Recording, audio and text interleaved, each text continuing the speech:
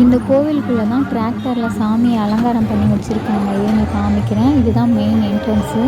இது நேராக இருக்கிறது வந்து அங்காள பரமேஸ்வரி அம்மன். டிராக்டரில் தேர் மாதிரி ரெடி பண்ணி அதில் சாமி அலங்காரம் பண்ணி வச்சுருக்காங்க. இந்த தேர் இந்த வருஷம்தான் ரெடி பண்ணி கொண்டு வந்தாங்க கோவிலுக்கு. ஃபுல்லாகவே மரத்தால் செஞ்சது. இப்போ அலங்காரம் பண்ணுறதுக்காக லைட்லாம் செட் பண்ணியிருக்காங்க. நல்லா சூப்பராக அலங்காரம் பண்ணியிருக்காங்க. தைப்பூசத்தோட அலங்காரம் இது. இந்த கோவில் ரொம்பவே பெருசு. மேலே ஷெட்டெல்லாம் போட்டிருக்காங்க பாருங்கள். மழை பெஞ்சாலும் எவ்வளோ பேர்னாலும் நின்றுக்கலாம். அவ்வளோ பெரிய கோவில் இது. வருஷத்துக்கு ஒரு வாட்டி திருவிழா நடக்கும். 10 நாள் திருவிழா, தீமிதி திருவிழா. அப்போ வந்து என்னென்னா கச்சேரி கடைகள்லாம் நிறையா போடுவாங்க. ராட்டினம்லாம் நிறையா இருக்கும். அவ்வளோ சூப்பராக இருக்கும். லட்சக்கணக்கான பேர் வருவாங்க திருவிழாவை பார்க்குறதுக்காக.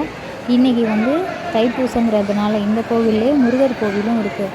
அதனால் இன்றைக்கி கூட்டம் பயங்கரமாக இருக்குது. இங்கே தான் கூட்டம் கம்மியாக இருக்குது. மற்றபடி அந்த பக்கம் போனால் ரொம்பவே கூட்டமாக இருக்குது. முருகர் கோவிலில் கச்சேரியெல்லாம் நடக்குது. கடைங்கள்லாம் போட்டிருக்காங்க. குட்டி குட்டி ராட்டினம்லாம் போட்டிருக்காங்க. அதெல்லாம் வீடியோவில் வரும் பாருங்கள். சாமியை க்ளோஸ்அப்பில் காமிக்கிறேன் பாருங்கள்.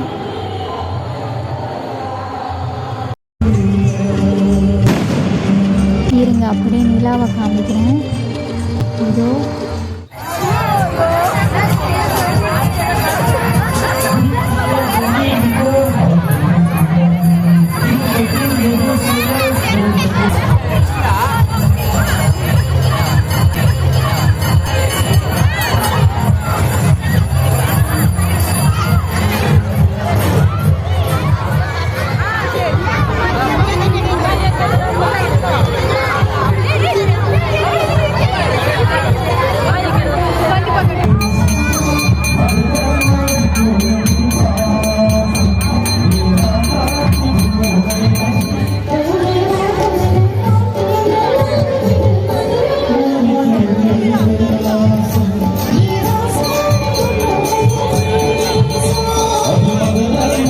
Oh,